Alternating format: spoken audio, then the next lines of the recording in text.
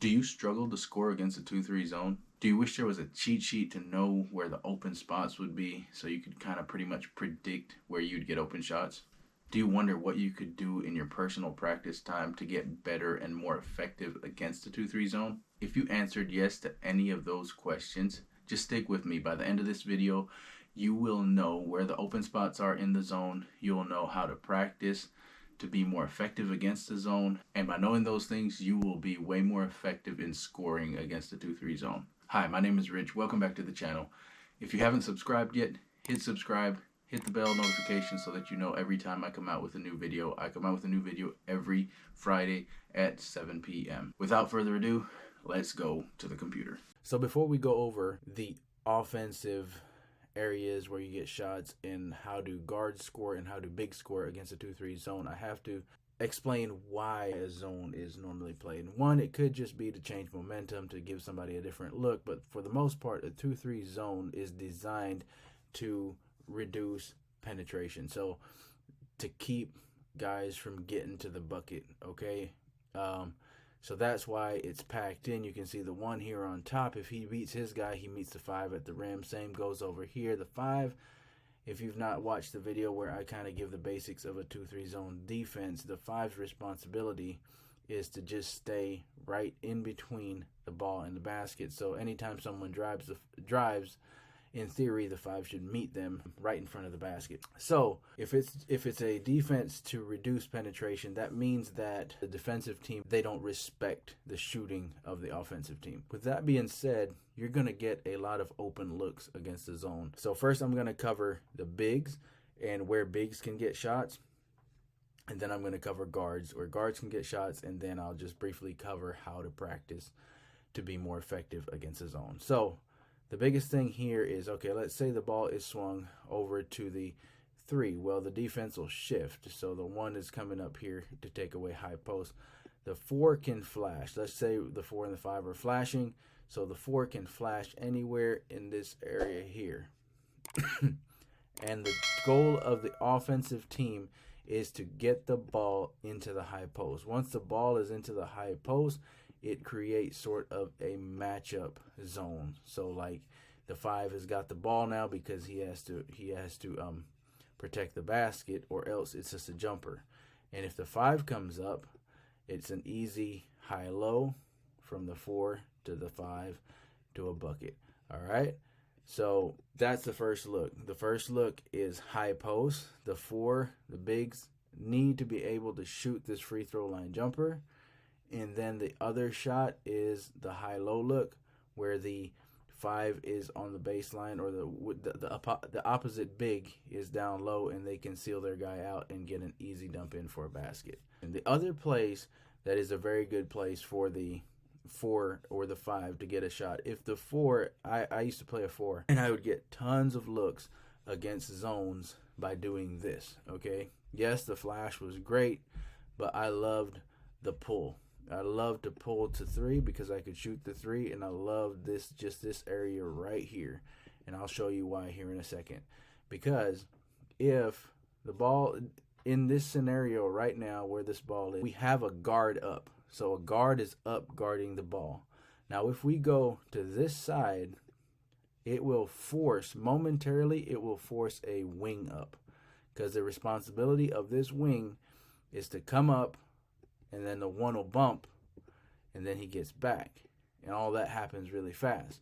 So my thing was, or a very good thing for this 4 to look for if he's a shooter, is this quick pass right here. You can pull all the way to 3, because this guy is intent on getting up here and then bumping off and getting back, and it can be a swing right here for a jumper. If not, it can be, when it's here, it's a dump in to the short corner. It can be a dump in here, boom. And if the 5 were flashing in this scenario, then it would force the 5 over. And if the 5 has to come over to play this guy, it's an easy dive to the basket. All right. So those are ways and areas where the 4s and the 5s, the 2 bigs, can get shots. Free throw line jumper in the short corner, dunker corner, all the way out to 3. When there is a guard up situation forcing a wing up situation, that's when the 4 pulling to the 3 will be a very, very good place to look for a shot. All right, folks, going back to the guards now. So guards will get a lot of looks on the wings, and it's easy to just start jacking up shots. But one thing we gotta emphasize is that we want to get the ball in the high post, and if it's not via the 5 flashing, the guards can also attack and get in that area. So if we're in a 2-3 zone, we can see there's a huge gap right here for the 2 to attack. There's a huge gap right here. There's a gap right here. And so my high school coach always said attack the gaps. Say it's a swing to the 3. Well, it's a over. Everybody adjusts. We swing it back. And we swing it, reverse it to this wing. Now it's that thing where we have to get the bump coming up. The 2 is here. Well, this is a great opportunity upon this closeout and this bump for this guy to try to get here into the middle. Or even upon the reversal.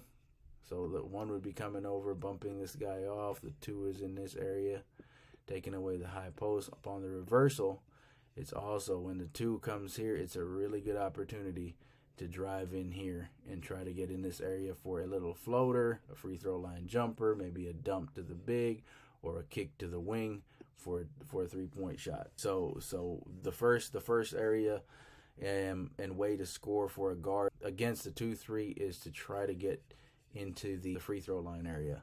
The next place is a catch and shoot 3, because the catch and shoot on the wings, the skip passes. So like if the ball is over here, obviously that's the alignment. If we go with a skip, obviously we got to watch this guy. If you go with a skip, then this is a hard closeout. And this guy can either drive him, or it'd be a really good opportunity for the 5 to pull.